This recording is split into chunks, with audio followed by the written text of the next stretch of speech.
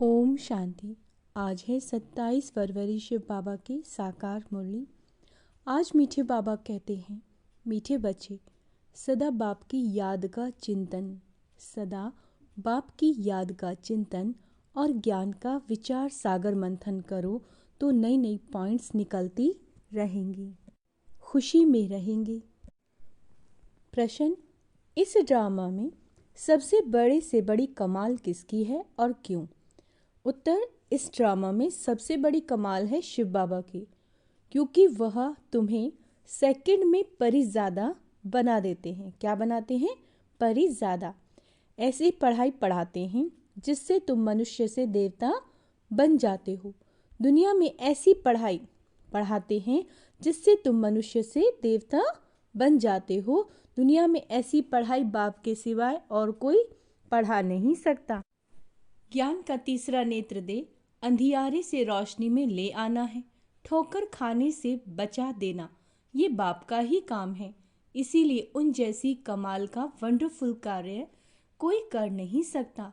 ओम शांति। रूहानी बाप रोज रोज बच्चों को समझाते हैं और बच्चे अपने को आत्मा समझ बाप से सुनते हैं। और बाप गुप्त है, वैसे ज्ञान भी गुप्त है। किसी को भी समझ में नहीं आता कि हम आत्मा हैं, कि हम आत्मा क्या है, परमपिता परमात्मा क्या है। तुम बच्चों की पक्की आदत पड़ जानी चाहिए कि हम आत्मा हैं। बाप हम आत्माओं को सुनाते हैं। यह बुद्धि से समझना है। अंडरलाइन करेंगे, ये बुद्धि से समझना है और एक्ट में आना है। बाकी धंधा आदि तो करना ही है। कोई बुलाएंगे तो ज़रूर नाम से बुलाएंगे।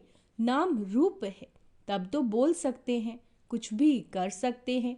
सिर्फ ये पक्का करना कि हम आत्मा हैं। महिमा सारी निराकार की है। अगर साकार में देवताओं की महिमा है तो उन्हों को भी महिमा लायक बाप ने बनाया। महिमा लायक थे, अब फिर बाप महिमा लायक बना रहे हैं। इसीलिए निराकार की ही महिमा है। विचार किया जाता है बाप की कितनी महिमा है ना, और कितनी उनकी सर्विस। वह समर्थ है, वह सब कुछ कर सकते हैं। हम तो बहुत थोड़ी महिमा करते हैं, महिमा तो उनकी बहुत है। मुसलमान लोग भी कहते हैं अल्लाह मियाँ ने ऐसे फरमाया। अब फरमाया किसके आगे? बच्चों के आगे फरमाते हैं, जो तुम मनुष्य से देवता बनते हो। अल्लाह मियाँ ने किसके प्रति तो फरमाया होगा ना। तुम बच्चों को ही समझाते हैं जिसका कोई को पता ही नहीं। अभी तुमको पता पड़ा है, फिर यह नॉलेज ही गुम हो जाएगी। बौद्धि भी ऐसे कहेंगे, क्रिश्चियन भी ऐसे कहेंगे, परंतु क्या फरमाया था ये किसी को पता नहीं।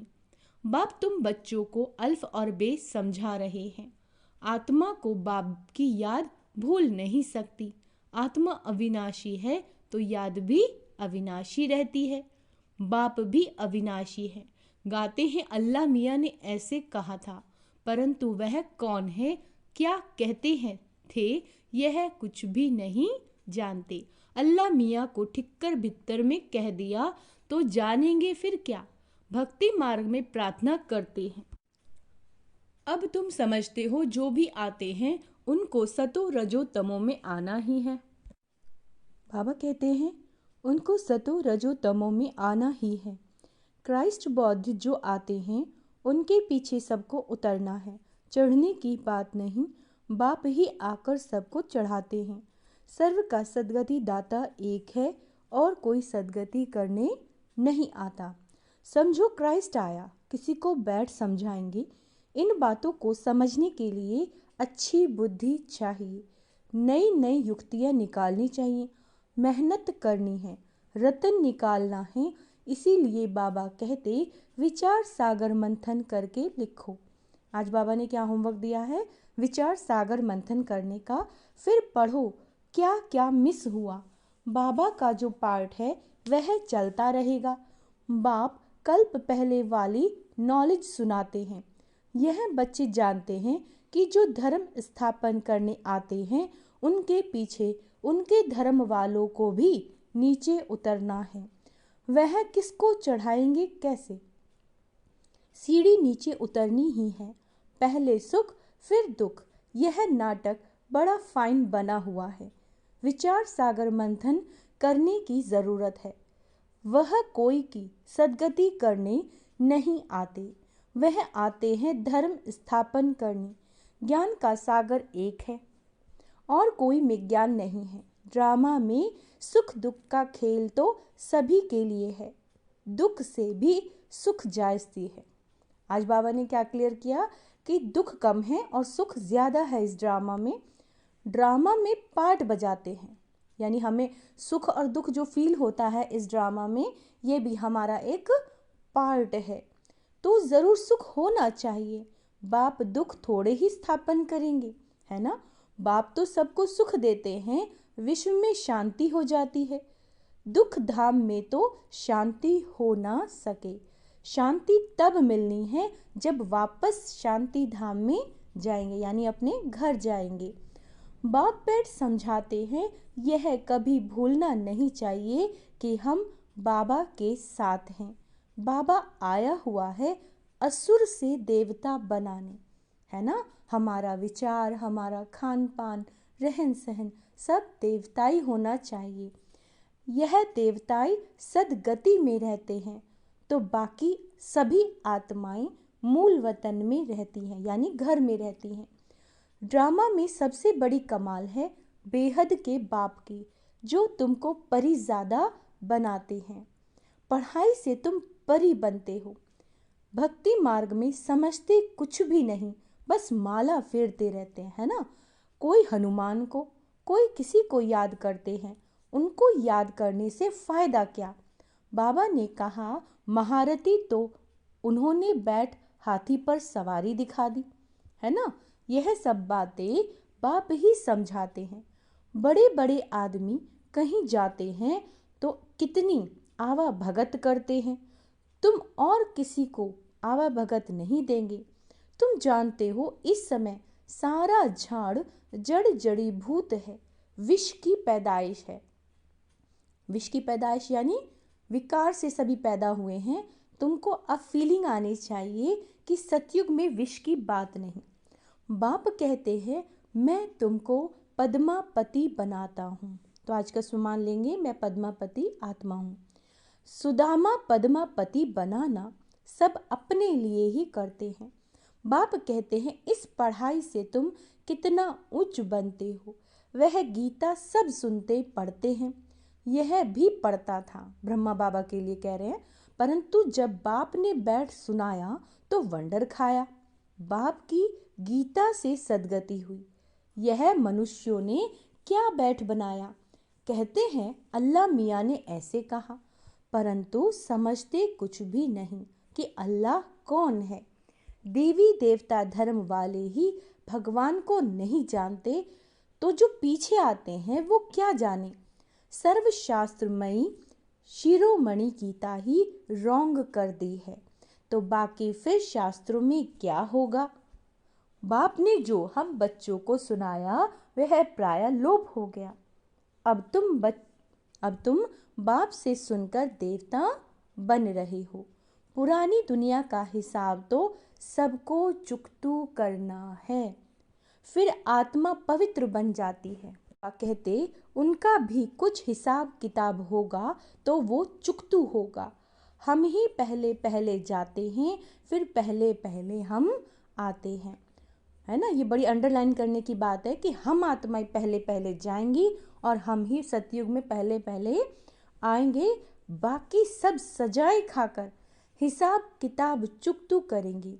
इन बातों में जायज़ती ना जाओ, पहले तो निश्चय कराओ कि सबका सदगति दाता बाप है। टीचर गुरु भी वह एक ही बाप है, वह है अशरीरी। उस आत्मा में कितना ज्ञान है ना। ज्ञान का सागर, सुख का सागर, कितनी उनकी महिमा है। वह भी आत्मा ही आकर शरीर में प्रवेश करती है। सिवाय परमपिता परमात्मा के तो कोई आत्मा की महिमा कर नहीं सकते, और सब शरीरधारियों की महिमा करेंगे। यह है सुप्रीम आत्मा शिव बाबा के लिए।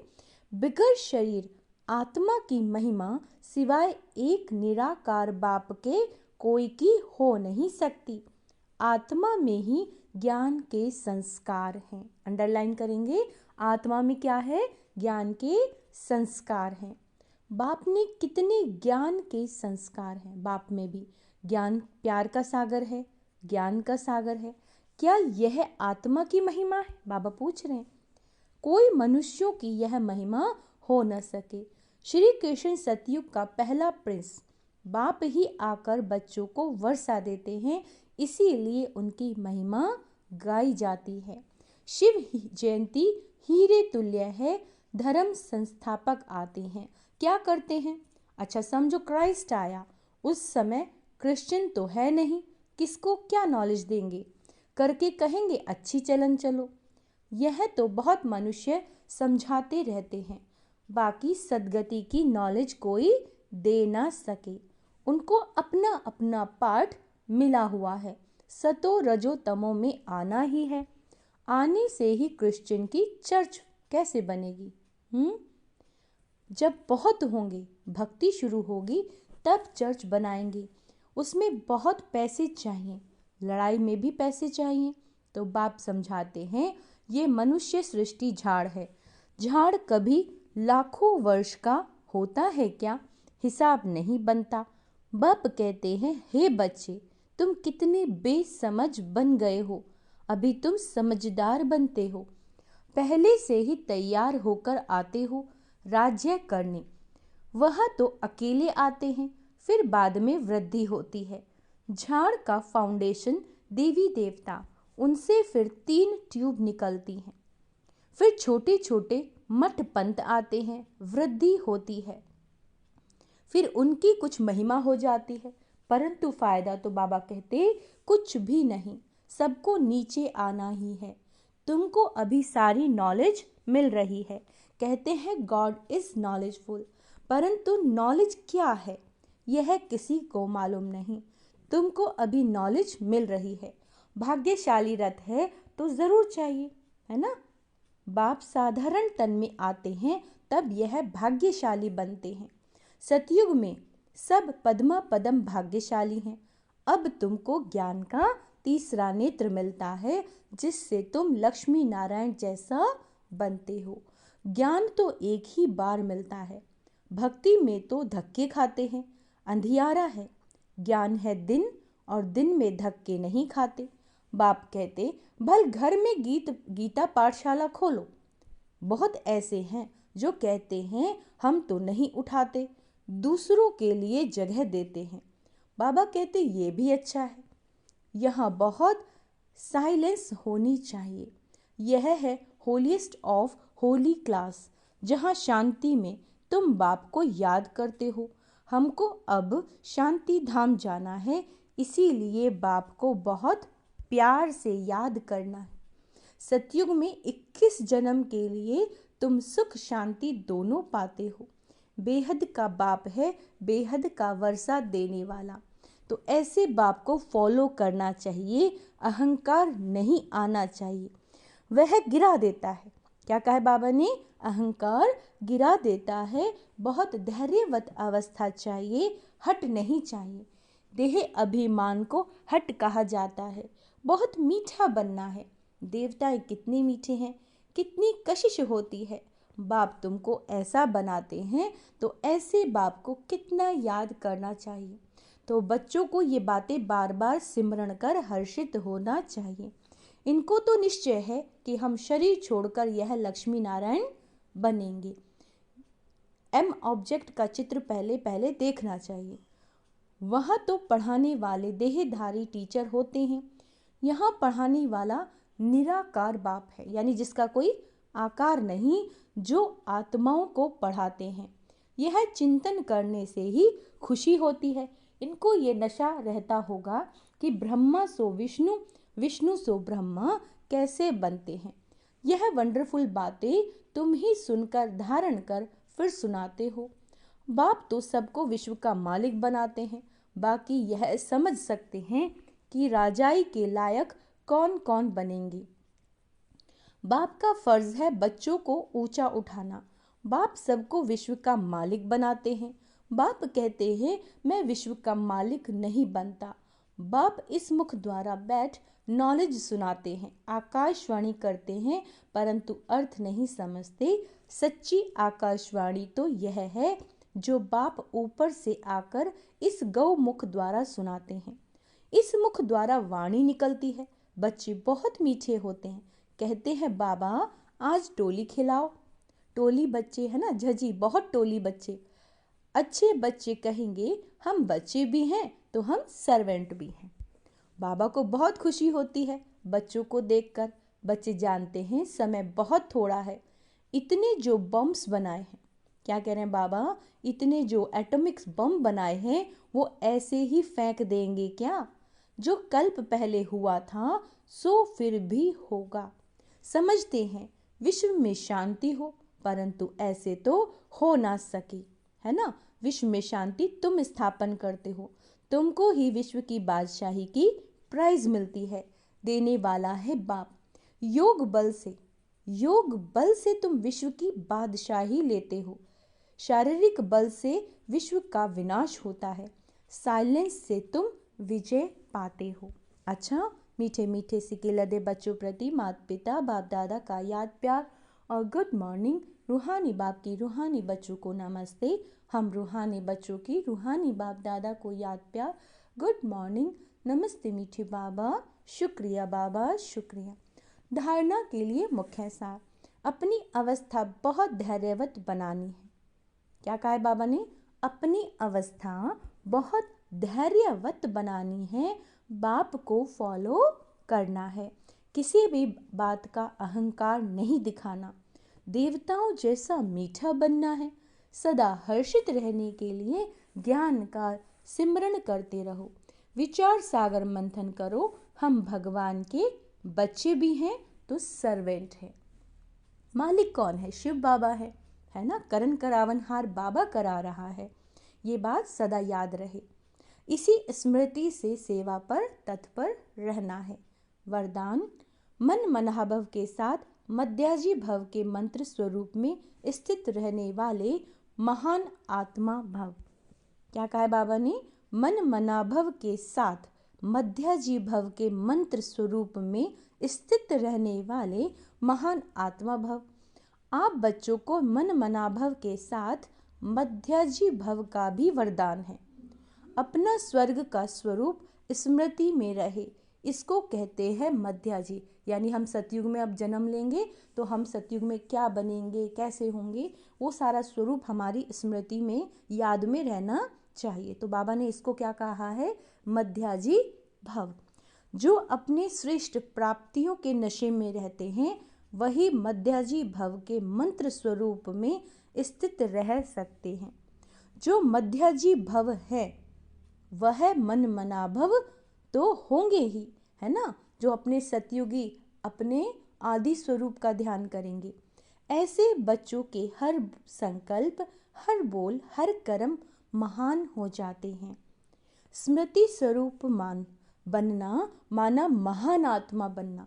स्लोगन, खुशी आपका स्पेशल खजाना है ना। इस खजाने को कभी नहीं छोड़ना। ध्यान रहे, हमेशा खुश रहना है। अच्छा, ओम शांति। तो आज का सोमान अभ्यास करेंगे। मैं महान आत्मा हूँ और अपने आदि स्वरूप का भी हमें ध्यान करना है। मैं सुखी हूँ, I am a happy soul. अच्छा, ओम शांति।